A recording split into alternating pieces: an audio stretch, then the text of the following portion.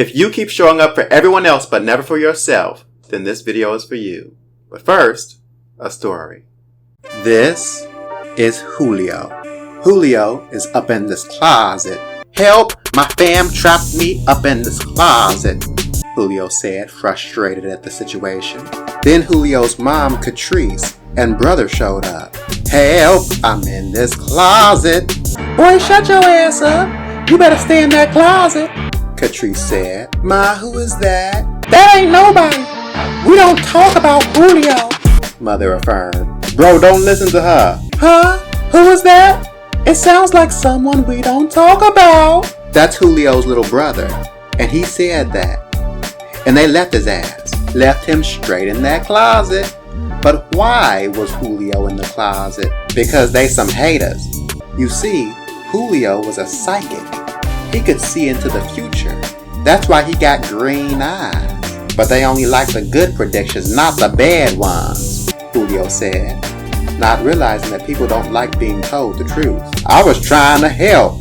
I'm a good person, Julio whined. Who is that there now? Is that guy we don't talk about? His grandfather said as he happened by.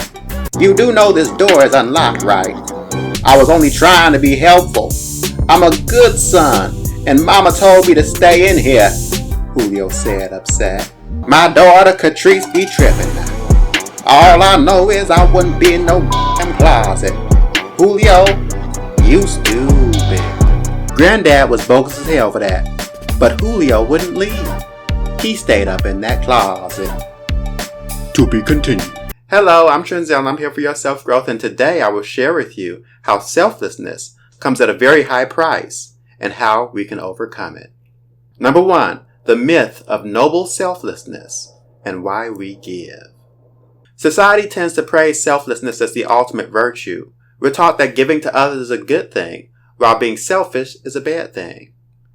Even if giving leaves us worse off than we were if we had not given, that's looked at as a noble sacrifice. It's noble to give, even if it means bad things for you. It's a noble thing. Rarely do we see the downsides. Question is, do you value others more than you value yourself? The more you do this, the more you teach yourself that your own needs don't matter. This is especially the case within the family unit. Why do we do this? Our value is determined by our utility. It's based on what we can give, not who we are as people. I deserve your love, but only because I give you something in return. Number 2, there is a difference between choice and obligation. This is when you feel obligated to do something out of love for someone else or manipulation or coercion, rather than doing it because you want to do it.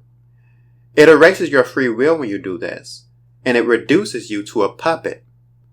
Now, you are your own person. You're not a puppet designed exclusively to please someone else. When you do something out of choice, that's love. But when you do it out of pressure or expectation, that's self-betrayal. And these self-betrayals, they add up. Eventually, they start eating at you.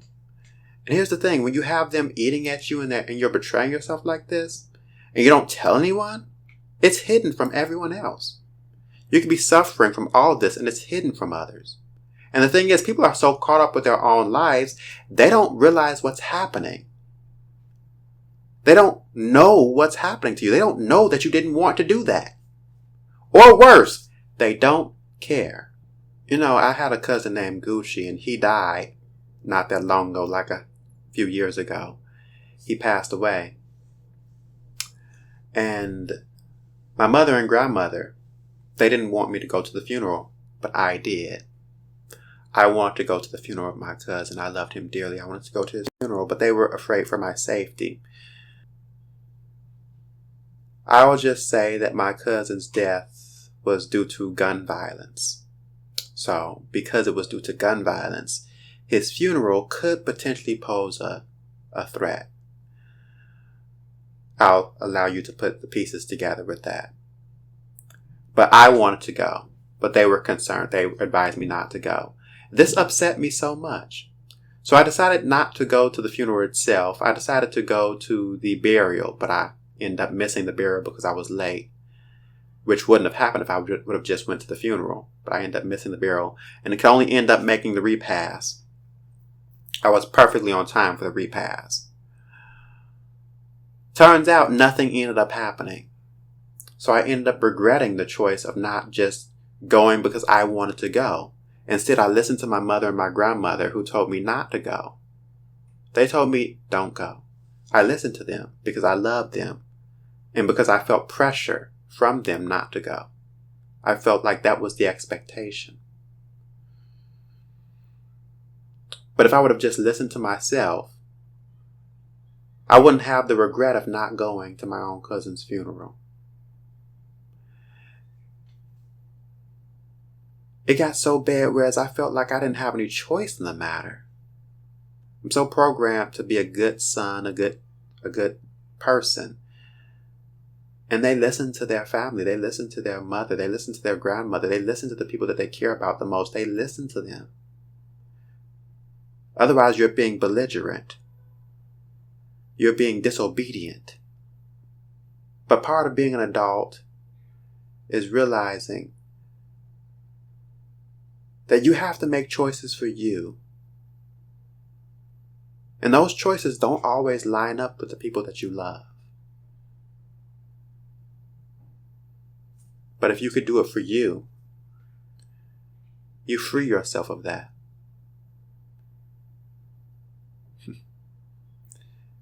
This is an important lesson that I learned.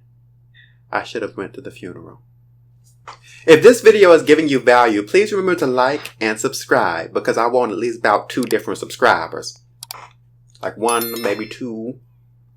I'm trying. Also, please tell me about your selflessness journey. Your journey of selflessness versus selfishness. Tell me about it down in the comments. Also, stick around for my action step, whereas I give you a tip on how to overcome this problem, this predicament. That's coming up right at the end, my action step. Stick around for it. Number 3. It's resentment. Hello? Yeah, this resentment. What you want? How much you plan on giving these people? Is you stupid? What you mean? Now, you know that I know that you know that I know that these people don't do nothing for you. Now, I know you tired. I'm tired. But I'm over your shenanigans. They my family and friends, though. I mean, what you want me to do? And what about you? You ever thought about that? You never thought to ask yourself, what about me and my needs? When do you get to make your life about you? But No, shut up. I ain't trying to hear it. Matter of fact, bye.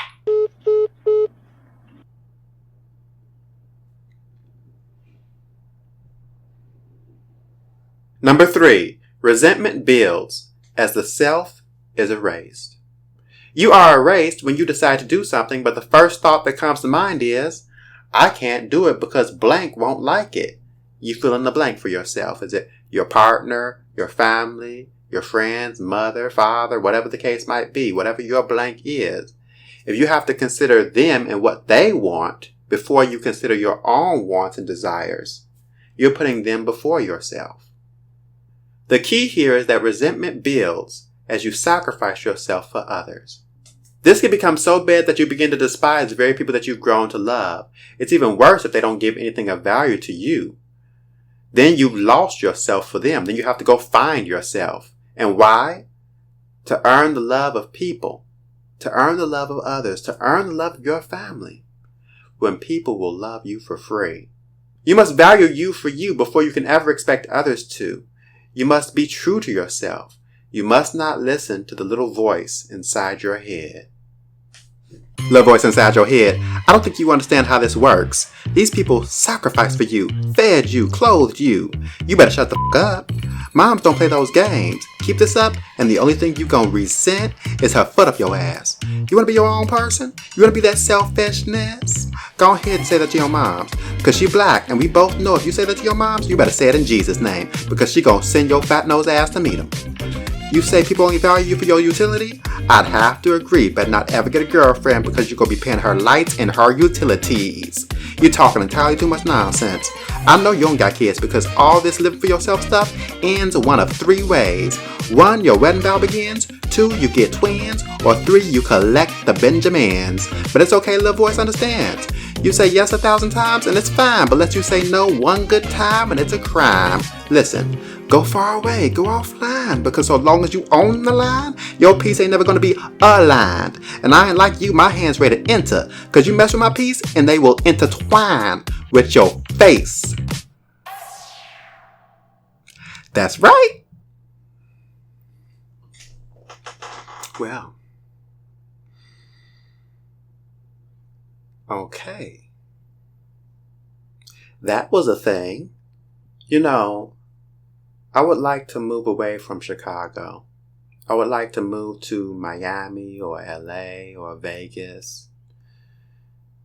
I don't like Chicago anymore. I've lived here all my life. But, you know, my family lives here. Basically all of my family. I have some family that I don't know of in Mississippi and Texas. I don't know them though. So basically the entire family that I've grown up with lives here. So my mother and my grandmother, they're basically against it. They're pretty much against it.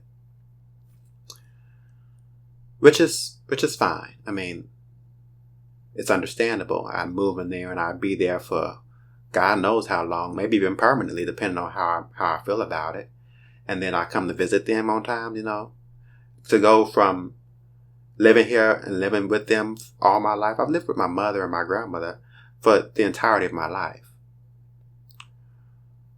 So to go from that to living on my own in another state at that, it's a tough pill to swallow for anybody. But when I think about my own desires and what I want and what I desire for myself, if I stay here for them, it'll be the same thing as the Gucci situation, where my cousin died and I didn't go to his funeral. I'll regret it.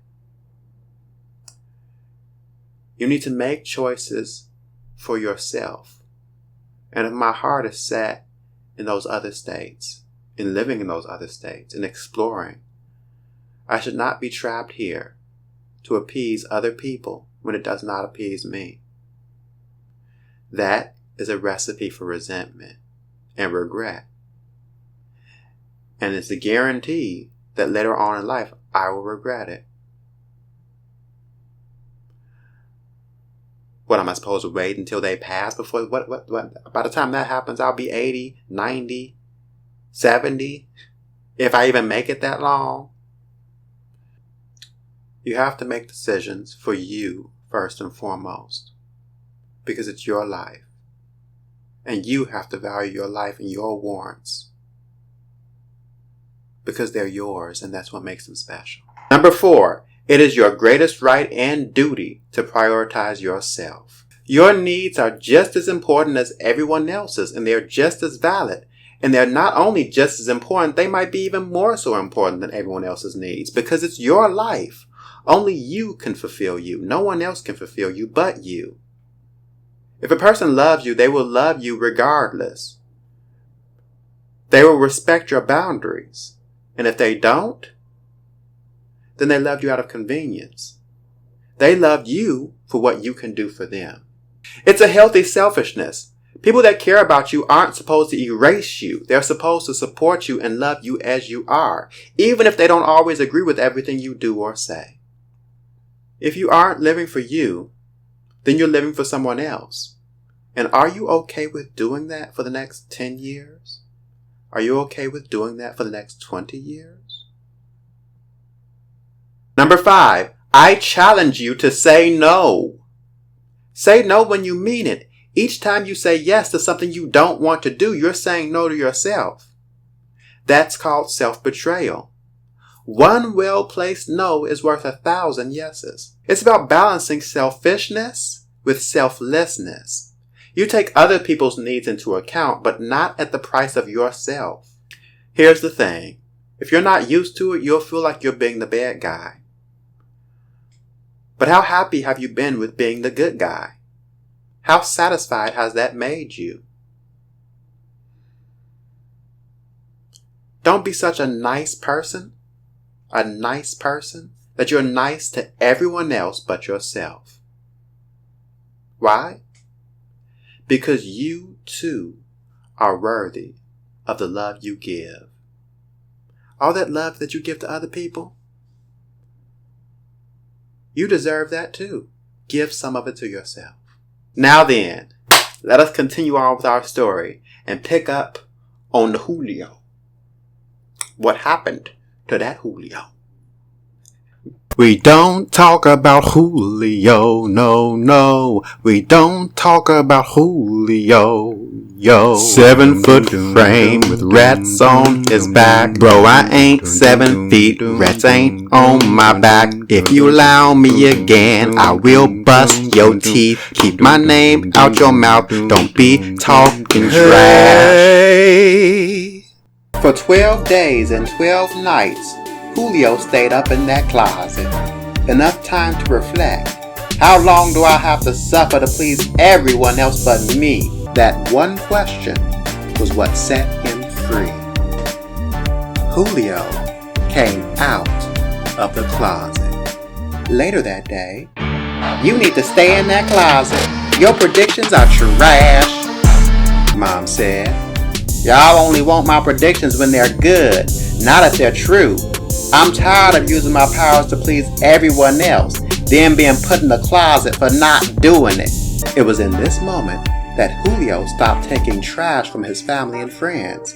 He refused to be ostracized for their benefit. He told me my fish would die, now he's dead. Julio, no. He said I'd grow a gut, and look what he did. He said that all my hair would disappear, now look what he did. Julio, no. Although you overeat, why you blaming me? Julio, no. I told you to throw it out. Do you disagree? Flores, don't play on me. Your hair been gone since 1903. Hello, YouTube. I'm Trenzel, and I make self-growth content because I believe that becoming your authentic, ideal self is a life goal worth pursuing. If you like this video, please consider checking out one of these. See that? Look at that. A proper outro. Ooh, look at that. And they're sexy video. Look, they such sexy, handsome. You want to click those videos. They is a sexy peoples. Bye.